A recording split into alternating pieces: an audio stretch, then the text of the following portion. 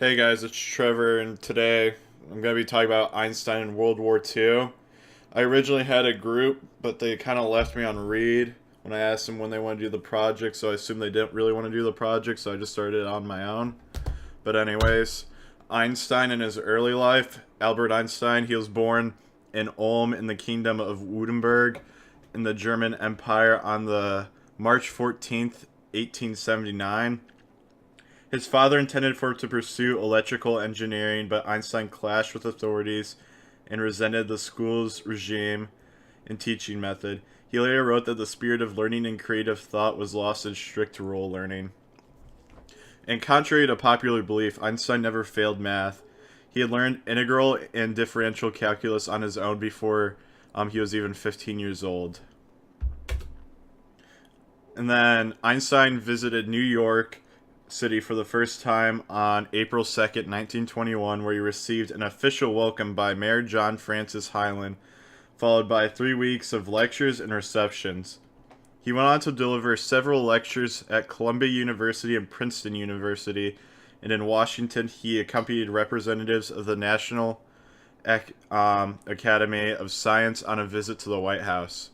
He also published an essay, My First Impressions of the USA, in July 1921, in which he tried to briefly describe some characteristics of Americans, much as had Alexis de Colville, who published his own impressions in Democracy in America, 1835. For some of his observations, Einstein was clearly surprised. What strikes a visitor is the joyous, positive attitudes to life. The American is friendly, self-confident, optimistic, and without envy. And that's a quote coming from Einstein. Then in February 1933, while on a visit to the United States, Einstein knew he could not return to Germany with the rise of power the Nazis had under Germany's new Chancellor, Adolf Hitler. And then in April 1933, Einstein discovered that the new German government had passed laws barring Jews from holding any official positions, including teaching at universities. Historian Gerald Holton describes how, with virtually no audible protests being raised by their colleagues, thousands of Jewish scientists were suddenly forced to give up their university positions, and their names were removed from the rolls of institutions where they were employed. And then Einstein became an American citizen in 1940, not long after setting his career at the Institute for Advanced Study in Princeton, New Jersey. He expressed his appreciation of the meritocracy in American culture when compared to Europe. He recognized the right of individuals to say and think what they pleased without social barriers, and as a result, individuals were encouraged, he said, to be more creative, a trait he valued from his own early education. And then with the Manhattan Project in 1939, a group of Hungarian scientists attempted to alert Washington of the ongoing Nazi atomic bomb research.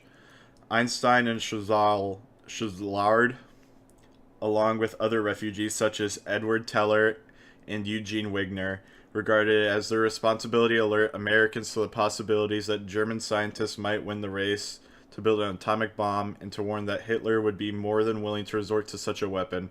This caused them to write a letter recommending the U.S. pay attention and engage in its own nuclear weapons research. The letter is believed to arguably be the key stimulus for the U.S. adoption of serious investigations into nuclear weapons on the eve of the U.S. entry into World War II. In addition to the letter, Einstein used his connections with the Belgian royal family and the Belgian Queen Mother to get access to a personal envoy to the White House.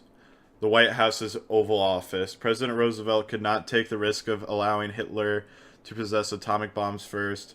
As a result of Einstein's letter and his meetings with Roosevelt, the U.S. entered the race to develop the bomb, drawing on its immense material, financial, and scientific resources to initiate the Manhattan Project.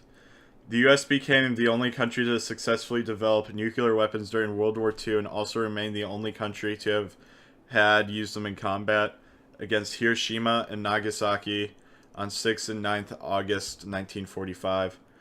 For Einstein, war was a disease, and he called resistance to the war by signing this letter to Roosevelt. He went against his pacifist principles In 1954, a year before his death, Einstein said to his old friend Linus Pauling, "I made one great mistake in my life when I signed the letter to President Roosevelt recommending that atom bombs be made, and there was some justification, the danger that the Germans would make them."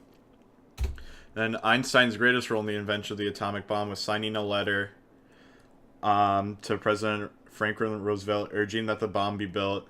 The splitting of the uranium atom in Germany in December 1938, plus continued German aggression, led some physicists to fear that Germany might be working on an atomic bomb. And that's basically how Einstein helped in World War II. All right.